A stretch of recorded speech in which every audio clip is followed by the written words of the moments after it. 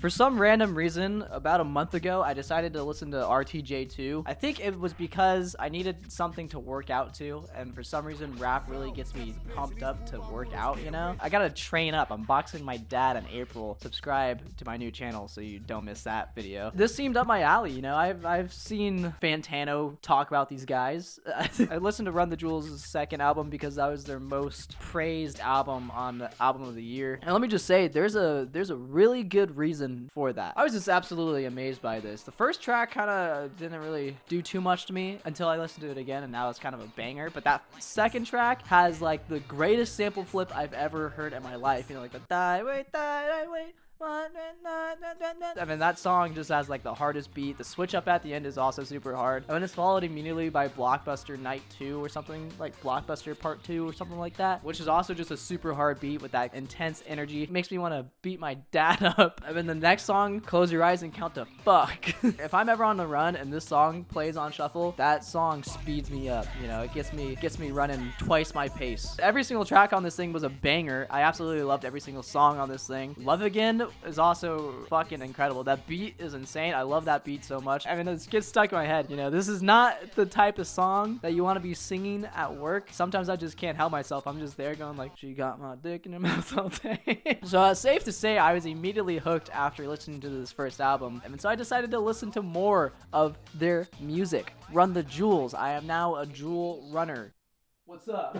There's just something about the sound of their music and LP's production here that makes their music so appealing to me. It's kind of in the same fashion of like the Money Store, where it sounds super dystopian, except for the fact where like the Money Store sounds dystopian and the fact that that's like future dystopian. Run the Jewels sounds dystopian and the fact that it's like presently dystopian. It's like, this is the world that we're living in type dystopia. That feeling comes across in their lyrics a lot too, because they talk a lot about some real deep shit with the systematic problems of our system. I think the second album that I listened to from this band was RTJ3. However, that one didn't hit me as hard the first time I listened to it. So we'll go back to that, because I went back to that and I'll just say now it's one of my favorites. I'm gonna say real quick, all these albums are really good. It's kind of hard for me to pick a favorite. I think 2 is my favorite, but also 3 is really good. Also 4 is really good. Also their first album is really good. I don't know why I'm holding up 5 fingers. Their first album also didn't hit me as hard the first time I listened to it, but like I said, now I'm fucking grooving with this thing like a groove on a vinyl record. One of my favorite songs of this album is definitely DDFH, which stands for Do Dope Fuck Hope. You know, if you didn't know, that's the acronym. Thank you for coming to class today. This song is really interesting to me because I think this song has one of the most powerful messages in their first album, because it talks a lot with like police brutality and like racism within the police force. And I think the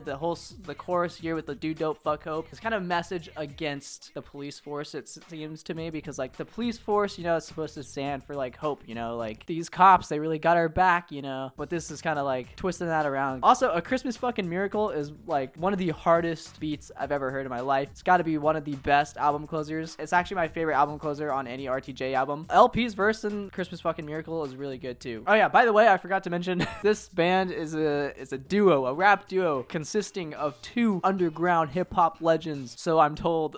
LP and Killer Mike. LP produces the beats. Killer Mike is a killer on the mic. LP also raps too. They got a great dynamic. And apparently, I'm late to the fucking party. I showed my brother-in-law RTJ. I mean, he pulled him up on Spotify and he goes, "Damn, they got numbers." And I looked at the phone. I said, oh shit, they do got numbers. I was not aware of this. I thought I was so cool because I was listening to some like abstract underground hip hop group, you know, and I thought I was the coolest motherfucker around as I'm blasting this in my car because my music taste defines my personality. Here I come to find out you guys have already been listening to these guys for like 5 years, maybe even longer. Legend Has It was in the Black Panther trailer. I didn't know that. Speaking of Legend Has It, that song, banger, fire, incredible.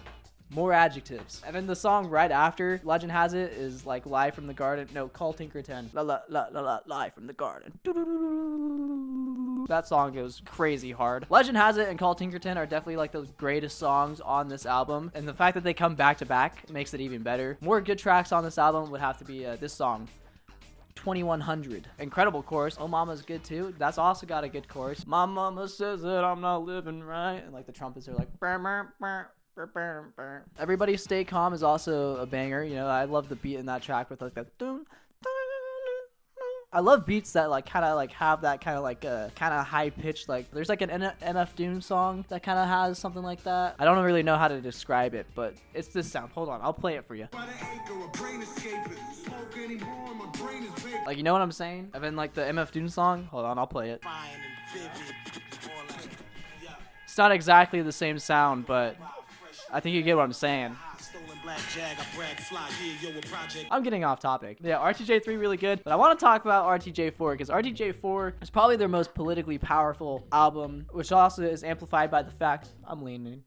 Yeah, I'm a leaner. It's also amplified by the fact that it kind of came out in the midst of the whole George Floyd stuff. Even though this album, I think, was written before all of that stuff happened, it is really eerie how it applies to that situation. Because, like, this album talked about, like, events that were, like, happening before the George Floyd stuff, but, like, it applies to the George Floyd stuff, which is, like, really, really scary. I think it's in Ooh La La. There's this line where like, he was like, I forgot the actual line, but it's, like, something about how, like, the police will put your, like, the foot on the neck until you say like I can't breathe or something like that, which I don't think was written for the George Floyd situation, but it applies to the George Floyd situation, which is really fucking scary, you know, like just the fact that like stuff like that happens so often. But yeah, this whole album, first off, I would like to say this album starts off with the most insane energy ever. First with the beat with Yankee and the Brave, like the drums is going absolutely crazy, and then Killer Mike just comes in and he's like back at it like a crack addict. That's the hardest opening line to any album I've ever heard in my entire life. Holy Kalamafuck. This song amazes me every time I listen to it. The first half is really good, but then there's this incredible beat switch. The second half is like even better. Also, the sampling in this track is absolutely incredible. The transition from Holy Kalamafuck to Goonies vs. E.T. has got to be one of the most insane samples I heard. It's just like this kid going like, take that motherfucker. Never Look Back may be my favorite song on this album. It's also like one of the shortest songs on the album, which sucks because I wish this song was longer. The instrumental just hits me really hard. I don't know what it is about it, but the instrumental just is so good with like the little bouncy type synths that kind of feel like they're like shifting around. The background vocals when they come in, that also hits me really deep. I think LP's production is probably my favorite part about RTJ. With that being said, the production on these albums wouldn't be nearly as good if they didn't work as well with Killer Mike's flow and LP's flow. You know, if it's two parts of a puzzle, if this doesn't work, then the sound that these guys make isn't gonna work with it either. You know, like if they don't work together, then it's not gonna be good. And these two things work together so well that I've been listening to this fucking band for so long now. Well, actually, not even that long. It just feels like it's been forever because I've been listening to it non-stop. I can't believe you guys didn't tell me about this. Like, come on, guys. This is supposed to be a working relationship here. Where is all the RTJ suggestions, huh? Also, before everyone tells me to listen to it, I will eventually listen to the Killer Mike LP album. I just haven't gone to it yet, but I know that if I don't mention it in this video, everyone's gonna comment about it. And if I see any comments telling me to listen to that album, you're gonna get these hands, okay? You're gonna see all the training I've been doing for this fight with my dad. Bah!